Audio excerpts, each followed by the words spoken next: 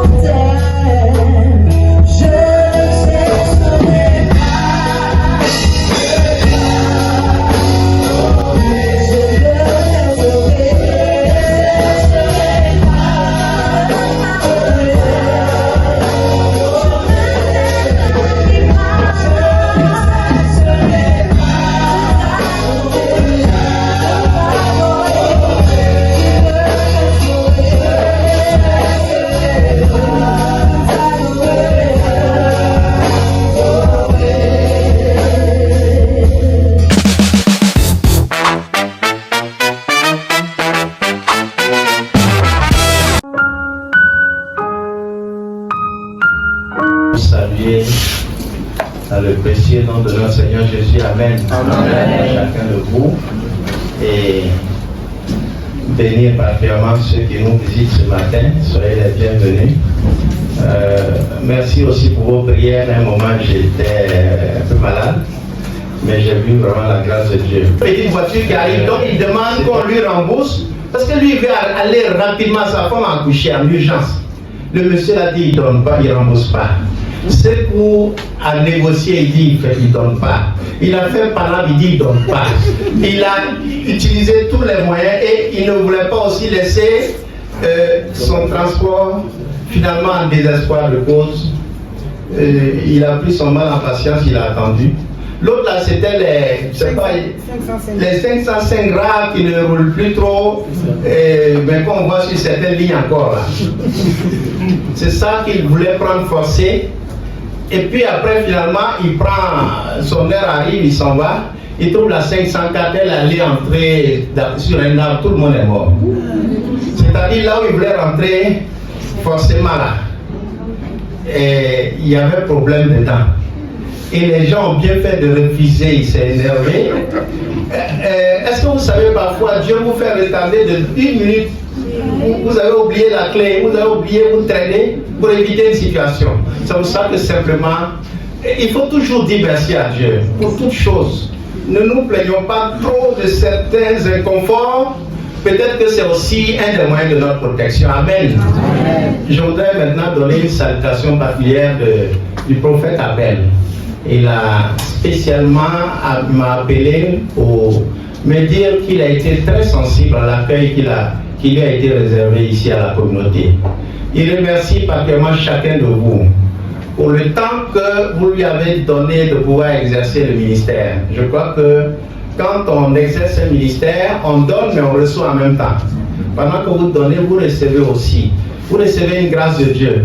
Et il a vraiment eu du plaisir à être ici parmi nous. Et il remercie chacun en particulier. Et il remercie aussi pour les dons matériels en argent. Il a pris le temps de me compter, de tel à donner tant. En tout cas, tout ce dont il s'est souvenu, ils sont pas loin et sortis là-bas. Il a oublié de dire qu'Adèle lui a donné à Tchéquet. Mais parce que je ne sais pas, aller à Bamako, une fois on a mangé à Tchéquet là-bas, à Tchéquet n'était pas à Tchéquet. Donc en tout cas, non, mais ça il ne pourrait pas citer puisqu'il sait que je sais. Donc, mais sinon, tout ce qui est, en tout cas, il est reconnaissant pour tout et il bénit vraiment l'église et il continuera de prier. J'ai même demandé, et ton doigt? Bon, il avait un problème de doigt, non? C'est l'orteil qui a été opéré. Il dit, bon, évidemment, il a voyagé dans le cadre. Quand il est arrivé, c'était un peu, c'est quoi, infecté? Irrité. Donc, il a dû aller pour faire, je sais pas, voilà, des soins. Mais, en tout cas, nous rendons grâce. Quelqu'un peut remercier le Seigneur pour le voyage. Mawa est là, notre soeur Mawa est là. Même un voyage au Mali en cas, c'est toujours un peu. Il faut prier 2 fois. Avant, on prie une fois, mais là, est-ce que quelqu'un peut remercier le Seigneur pour tout ça? Tout ce qui s'est passé ici, chacun a reçu une grâce spéciale, peut-être. Et un volontaire voulait rendre grâce à Dieu qui l'a protégé jusque-là. Si on vous dit de prendre le cas pour aller à Bamako, vous allez avoir peur. Je crois même moi-même. Et je trouve que j'avais peur quand vous partiez. Bon, donc on rend grâce à Dieu. Cette année est une année spéciale, mais quand je dis ça, je me suis rendu compte que c'est une déclaration qui n'a peut-être pas. Chaque année est spéciale. L'autre fois, j'ai dit ce dimanche est un dimanche spécial. Après, je me suis rendu compte que chaque jour est spécial. Puisque est-ce que vous avez déjà vécu aujourd'hui? Donc c'est spécial. Mais quand même, il y a des programmes qui font qu'il y a un aspect spécial. C'est cette année qu'on a préparé un peu, mais que va être faite la pose de la première pierre du temple. C'est-à-dire l'effectivité du début concret, puisqu'il y a déjà un ACD au moins partiel. On va fixer la date et donc il y aura vraiment le processus du démarrage effectif de la construction. Pendant qu'on dort, on construit. Parfois même c'est quand tu vides que ça rentre. Donc on va vider pour que ça rentre. Hein? Et puis quand tu tends les mains, il faut tendre les mains vides. Si tu tends les mains. Les mendiants ils sont malins. Hein? Tout ce qu'ils gagnent là, ils cachent. Parce que si tu vois de l'argent. Donc on dépense et puis Dieu donne encore. Et c'est le processus de l'huile qui ne finit jamais.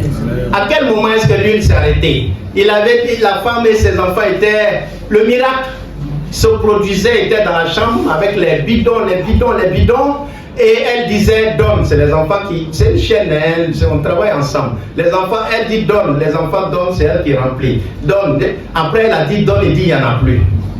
Quand ils ont dit il n'y en a plus, on dit et l'huile s'arrêta. Qu'est-ce que ça veut dire? Aussi longtemps que vous présentez des fûts, ils seront remplis. C'est quand vous n'avez plus de fûts que l'huile va. Comment est-ce possible d'imaginer qu'on apporte un fût et puis l'huile s'arrête pendant le remplissage? Non, c'est pas possible, puisque Dieu a dit que les fûts que vous allez apporter seront remplis. Demandez des fûts et n'en demandez pas en petit nombre. On a toujours dit ici, le piège c'est quoi le grand nombre? Ça dépend de ta foi.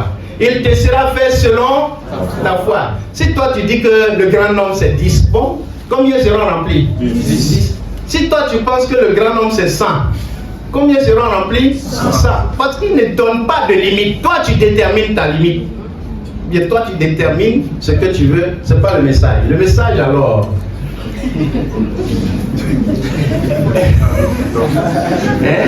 Le message, c'est que nous voulons parler de la construction. Le thème que nous avons proposé. Sur un nombre de dimanches, tous les prédicateurs qui viendront aborderont un aspect ou l'autre librement. Sur les sujets qui sont autour, on a formulé, à partir de 2 versets, on a dit « Je bâtirai mon église » Matthieu 16, 18. Et le deuxième, « Levons-nous et bâtissons ». J'avais d'abord pensé qu'on dise « Levons-nous et bâtissons ». Après, je me suis rendu compte qu'avant de dire « Levons-nous et bâtissons », il faut d'abord dire qui bâtit, vraiment.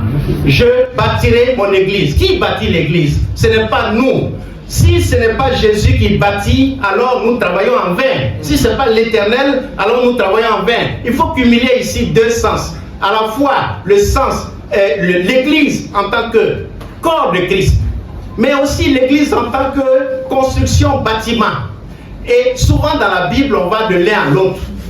Jésus dit, détruisez ce temple et je le rebâtirai en 3 jours. Le temple physique, mais en même temps il parlait pas du temple physique, il parlait de qui? De lui, le corps qui est l'église.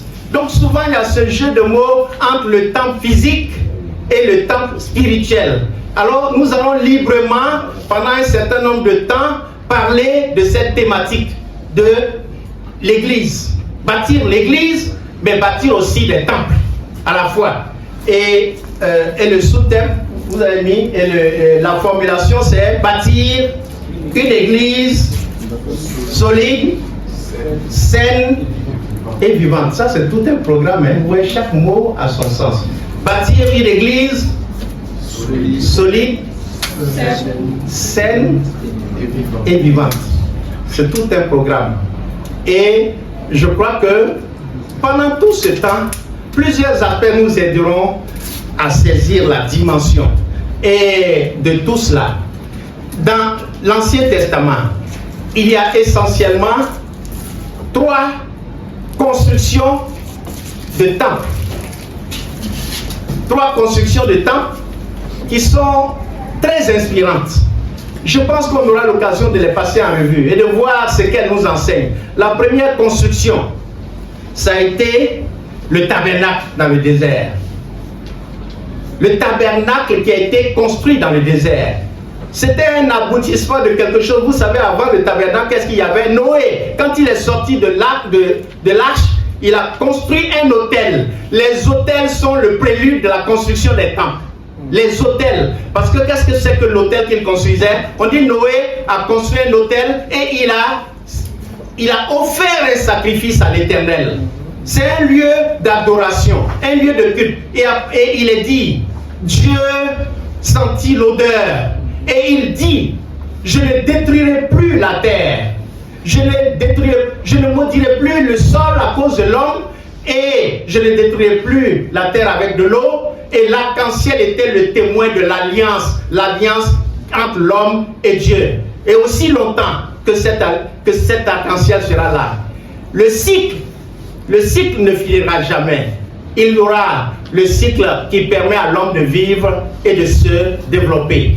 Et à partir de là, vous verrez que Abraham va aussi ériger des autels. Et Isaac va ériger des autels. Jacob aura ces moments de révélation, c'est-à-dire des moments où Dieu se montre à lui, à Péniel, en d'autres endroits. L'idée est, l'aboutissement de tout cela, ce sera maintenant. Les enfants d'Israël sont dans le désert. Ils sont sortis de l'esclavage de l'Égypte. Dieu donne la loi à Moïse sur le mont Sinaï. Mais ce qui est extraordinaire, c'est qu'en même temps que Dieu donne la loi, je vais dire quelques mots des 3 constructions, vous aujourd'hui, puisque c'est l'introduction générale, et puis après, on va égrener les sujets plus profondément. Prenez Exode, chapitre 25, versets 1 et 2. Exode, chapitre 25, versets 1 et 2. L'Éternel dit à Moïse, Exode 25, ordonne aux Israélites de m'apporter une offrande, vous la recevrez pour moi de tout homme qui la fera de bon cœur. J'ai dit dans lui second 21. Hein? Mais c'est bon, c'est la même chose. Et puis regardez, au verset 8, ils me feront un sanctuaire. Le tabernacle est un sanctuaire, c'est-à-dire là où Dieu dit, si vous lisez, il dit là où je me rencontrerai avec vous. Attends, il ne dit pas où on va se rencontrer, tu n'es pas camarade de Dieu. Hein? Il dit là où je me rencontrerai avec vous. C'est-à-dire, qui décide? Qui se révèle? Si Dieu ne se révèle pas, tu ne peux pas le rencontrer. Là où je me rencontrerai avec vous, le sanctuaire, c'est là le lieu de révélation, d'adoration, de célébration de Dieu. Vous savez que la vraie adoration, c'est même pas demander quelque chose. Quand Dieu se révèle à vous, quand vous avez une vision de Dieu, vous n'avez pas envie de demander des choses. Vous avez envie de faire quoi? D'adorer. Regardez, chaque fois que Dieu s'est révélé à quelqu'un, il tombe. Et il dit, Seigneur mon Dieu, il tombe, il adore. Il ne peut pas demander quelque chose. Parce que tout ce qu'il sent, c'est un élan de son cœur à adorer. À adorer et à célébrer ce Dieu-là. Il est dit au verset 8, Exode 25, verset 8, ils me feront un sanctuaire et j'habiterai au milieu d'eux. Vous ferez ce tabernacle. C'est une grande tente, une tente géante.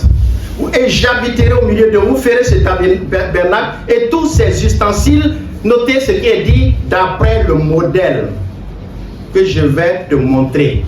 Attention, Dieu donne le modèle. On ne sert pas Dieu comme on veut. Il donne même le modèle du tabernacle, jusque dans les détails. Après, lisez, il dit telle partie sera d'or, ici ce sera d'argent, ici il faudra du bois d'acacia, ici il faut... Tous les détails sont donnés, les dimensions, les poids. C'est-à-dire, on sert Dieu selon ce qu'il nous indique, selon le modèle que vous allez recevoir. Et en réalité, Moïse est descendu de la montagne à la fois avec la table des lois, mais avec un modèle du tabernacle.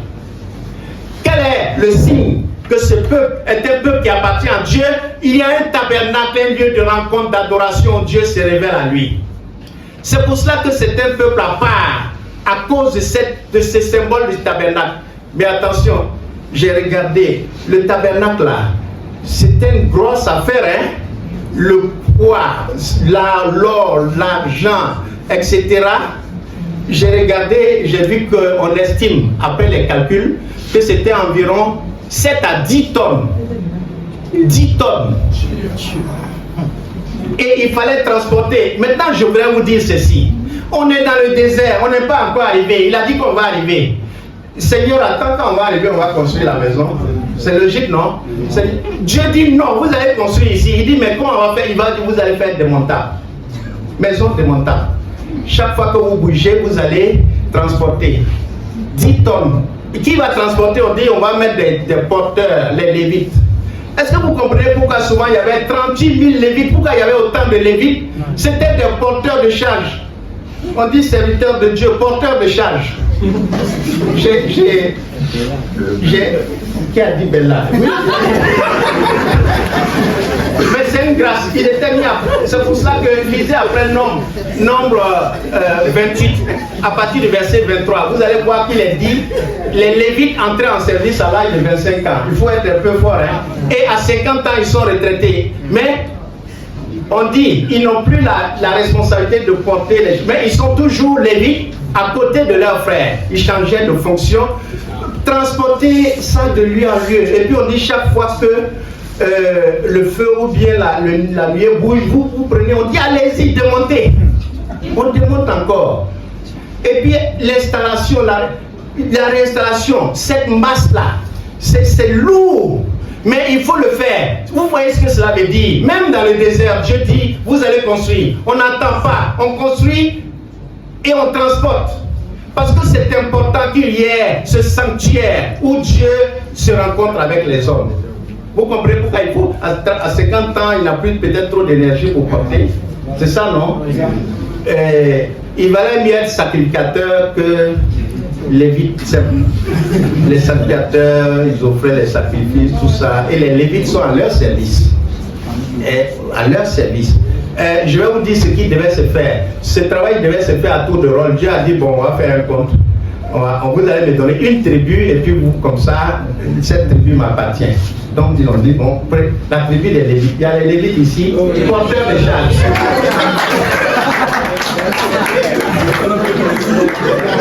Mais quelle grâce de se servir. Quelle grâce de servir. Ils ont tout fait selon le modèle.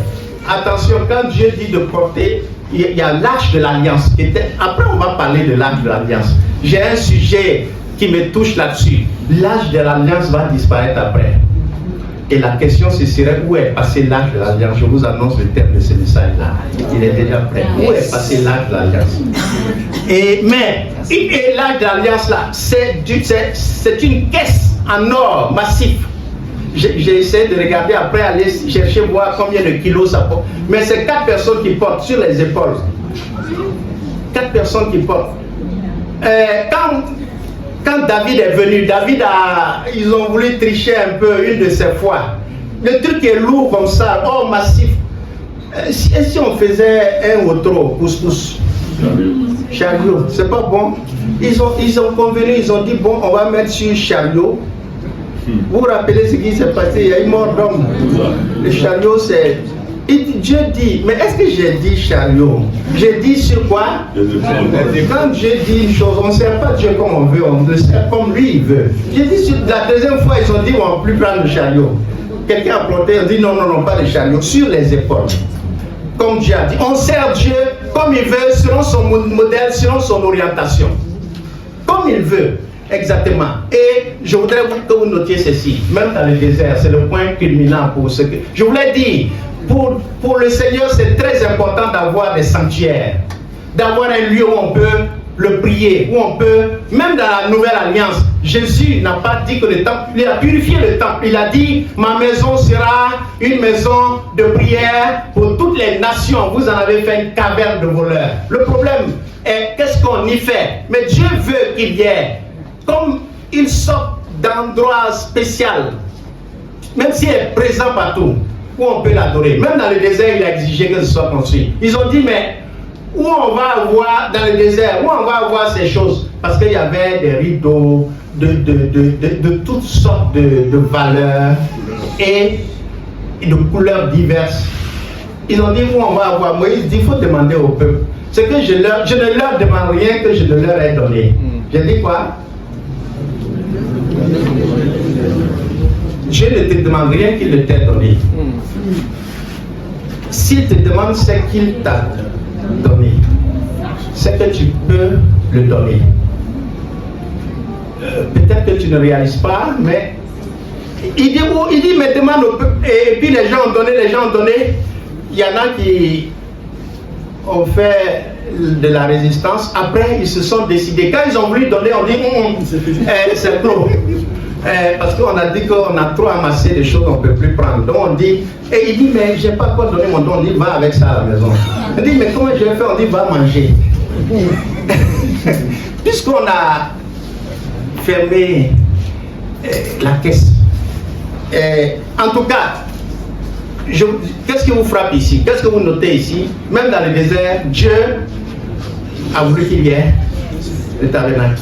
Qui a été transporté combien de fois? J'ai dit 7 à 8 tonnes, oui. Et puis passons maintenant au temps de David. Est-ce que quelqu'un peut lire? Si c'est affiché au tableau. 2 Samuel 7, verset 1. David est à peu près au milieu de son règne. David a régné 40 ans. Il est donc à la quatrième année à peu près de son règne, 20e année de son règne. Il a 50 ans. David est vraiment au sommet de son règne. C'est-à-dire, il a remporté des victoires partout. Il a gagné les guerres. Il a trouvé une stabilité. Il est stable. Lisons, quelqu'un peut lire au revoir. 2 Samuel 7, verset 1. Lorsque le roi habita dans sa maison et que l'Éternel lui eut donné du repos, après l'avoir délivré de tous les ennemis qui l'entouraient, il dit à Nathan le prophète, Vois donc, j'habite dans une maison de cèdre, et l'arche de Dieu habite au milieu d'une tente. Verset 3, Nathan lui répondit au roi, va, fais tout ce que tu as dans le cœur, car l'Éternel est avec toi.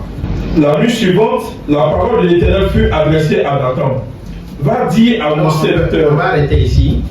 Ça suffit. Qu'est-ce que David a? Attention, quand vous servez Dieu avec tout votre cœur, vous entrez dans les pensées de Dieu.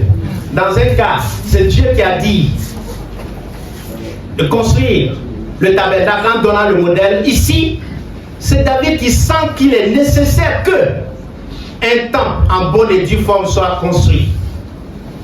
C'est le premier vrai temple qui va être construit. Et David entre, les désirs de David deviennent un peu les désirs de Dieu. Et Dieu lui dit, tu as bien fait de penser à cela. Sauf que c'est ton fils qui va le faire. Parce que tu es un homme de guerre. Tu as fait trop de guerre. Je voudrais quelqu'un, ton fils, ce sera un peu comme toi. Mais lisez 1 Chronique, le chapitre 28. Vous allez voir que David a, Dieu dit, tu ne vas pas le faire. C'était une des frustrations pour David. Quand il parle, il dit, j'ai voulu construire un temple à l'Éternel, il m'a dit non.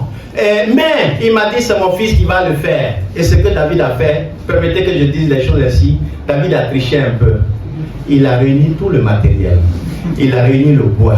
Il a réuni l'or. Il a réuni tout ce qu'il faut. Il a même réuni des ouvriers qualifiés. Et puis, Dieu lui avait donné un plan. Et lui-même, il dit, il avait reçu aussi un plan. Attends, si Dieu ne veut pas que tu construises quelque chose, pourquoi il te donne le plan? Dieu lui a donné le plan de tout. Il dit, je l'ai eu en esprit. Et lisez 2 Chroniques, versets 11, 12 et puis 19. Vous allez voir là, il dit, tout cela m'a été révélé. Et il lui donne, attends, quelqu'un te donne l'argent, les ouvriers. Et puis il a réuni tous les anciens. Il dit, le jeune homme là est faible. Soutenez-le, il doit construire la maison de Dieu. Et après, quand le temple a été construit, on dit le temple de Salomon. Temple de David ou temple de Salomon? Attention, il y a beaucoup de choses que vous allez faire qui seront attribuées à d'autres. Est-ce que c'est un problème? Hein? Il y en a qui disent non, allons, ça les fait. Bon, on a quand même. En tout cas, on dit temple de Salomon. Bon, d'accord, mais dans le fond, dans la réalité, temple de David quand même. Et David n'a pas de problème avec cela. Il a construit ce temple à la gloire de Dieu parce qu'il a senti le besoin qu'il y ait un édifice spécial à la hauteur de son Dieu. Peut-être je ne sais pas s'il y en a qui ont eu l'occasion. On a eu l'occasion de faire un voyage d'études en Égypte. Ce qui m'a frappé, c'est les mosquées. C'est incroyable. Et j'ai voulu comprendre, ils ont dit non, nos mosquées sont à la dimension de notre Dieu. Si ton Dieu est petit, tu as vu la qualité des mosquées, c'est pas du n'importe, c'est incroyable. Et je voyais partout, finalement, j'étais obligé de remarquer, j'ai dit, mais comment ça se fait que les mosquées sont de cette ampleur-là? Parce qu'ils considèrent que la maison de Dieu doit être à la hauteur de ce que tu penses de ton Dieu. Et c'est pour cela que... Et chez eux, la maison fait partie de l'islamisation. C'est-à-dire, la mosquée est un moyen d'évangélisation. Bon, non, on aurait dit évangélisation. La maison invite. Et j'ai constaté aussi que, finalement, dans la stratégie d'extension et d'évangélisation, souvent on dit, le temple, c'est pas l'église. Oui, mais on constate que quand vous construisez un temple, les gens ont envie de venir remplir. Quand vous construisez, et je connais quelques églises, leur stratégie, dès qu'ils prennent un terrain quelque part, ils construisent une église. Et le pasteur est là, ils mettent là parfois quelqu'un pionnier, il est là avec quelques membres, mais quand ils construisent l'église, les gens disent, hey, il y a une église là-bas. ils s'en vont. C'est-à-dire l'église est une invitation. Mais quand l'église est dans un bloc, et puis en paillotte, etc., tu lui dis viens à l'église. Il dit où est l'église? Il dit ça y est au quartier, chose Coco. Il dit que je ne vois pas d'église là-bas. Il dit non, c'est là. Il dit où? Moi je passe là-bas, je ne vois pas d'église. Après un jour, il veut venir, il tourne. On ne finit pas de tourner, après on descend jusqu'à... Voilà l'église baptiste à Edessi.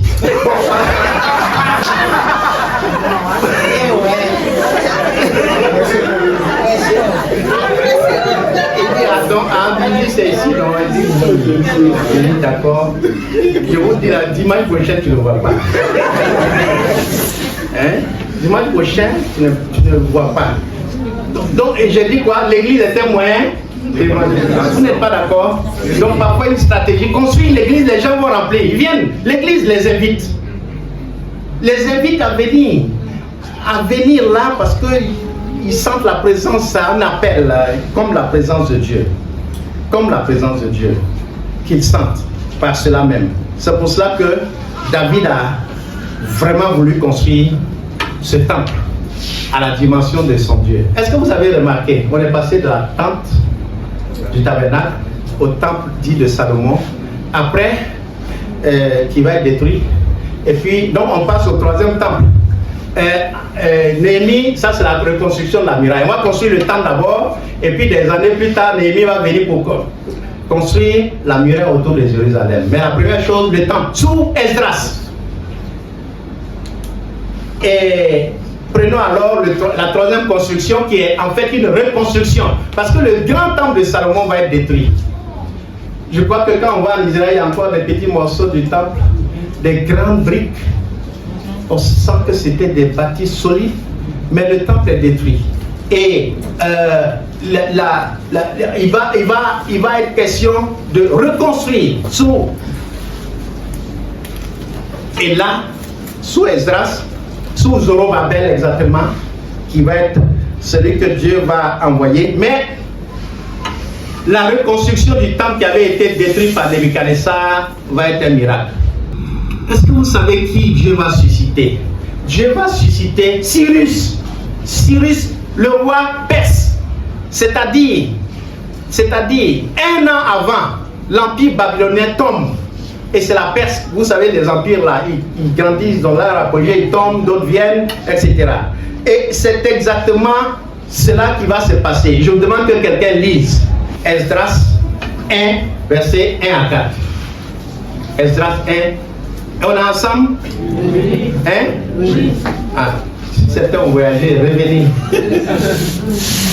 C'est là, quelqu'un dit. Esdras, chapitre 1, verset 1.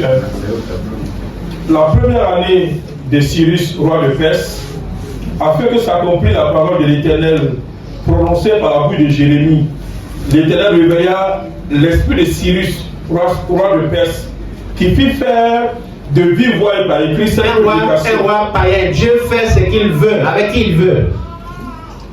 Oui. Qui fit faire de vive voix et par écrit cette publication dans tout son royaume. Ainsi parle Cyrus, roi de Perse. L'Éternel, le Dieu des cieux, m'a donné tous les royaumes de la terre, et il m'a commandé de lui bâtir une maison à Jérusalem en Juda. Qui d'entre vous est de son peuple? Que son Dieu soit avec lui. Que son Dieu soit avec lui, et qu'il monte à Jérusalem en Juda et bâtisse la maison de l'Éternel, le Dieu d'Israël, c'est le Dieu qui est à Jérusalem. Dans tout lieu où séjournent les restes du peuple de l'Éternel, les gens du lieu leur donneront de l'argent, de l'or, des effets et du bétail, avec des offrandes volontaires pour la maison de Dieu qui est à Jérusalem. Merci. Après, le roi lui-même va ajouter son offrande. Il dit, Dieu m'a ordonné. Dieu se révèle à qui il veut. Il se révèle à des gens qui ne le connaissent pas. Il dit, Dieu m'a ordonné. Il m'a mis en mission. Alors, qui est de son peuple? Je vous dis la vérité, il y a des Israélites qui étaient trop bien installés, qui n'ont pas levé la main. Ils étaient trop intégrés, ils ne sont pas repartis. Mais il y en a qui ont dit oui, nous sommes de son peuple. Il dit allez bâtir la maison, rebâtir le temple. Dieu m'a ordonné et puis il donne tous les ustensiles. Mais vous voyez ce qui s'est passé. Il est dit afin que s'accomplisse. Qu'est-ce qu'il est dit? la prophétie que Jérémie avait dit. Jérémie avait dit 70 ans. On est maintenant à 70 ans pile. Et juste avant, en 539, Cyrus devient roi de Perse. Et puis en 538, il émet l'édit, le décret du retour. C'est-à-dire, il fallait que ce soit lui qui soit là. Un an juste avant. Dieu est vraiment le maître. Et puis les 70 ans sont arrivés. Alors, il lui ordonne, il lui révèle, il faut aller, il faut donner tout ce qui est nécessaire pour que le temple soit reconstruit. Pour que le temple soit reconstruit. Et les choses vont plus loin encore. Est-ce que vous savez que le prophète Ésaïe a prophétisé le nom de Cyrus 160 ans avant? Il dit, Cyrus mon serviteur, lisons Ésaïe 44 verset 28. 44 verset 28, vous l'avez. Il dit le nom de Cyrus. Je dis ça avant même qu'il existe, 160 ans avant. Il dit il viendra quelqu'un qui va. Vous l'avez? Oui. Je dis de Cyrus, il est mon berger et il accomplira toute ma volonté. Il dira de Jérusalem qu'elle soit rebâtie et du temple qu'il soit fondé. Ceux qui entendent ça ne comprennent même pas le sens. Quand une prophétie est donnée trop en avance, on ne sait pas ce que ça veut dire. Ils entendent des choses, ils ne savent pas ce que ça veut dire. Voilà, chapitre 45, verset 1. Ainsi parle l'Éternel à son oint, à Cyrus, qu'il tient par la main pour terrasser les nations devant lui et pour relâcher la ceinture des rois. Verset 13.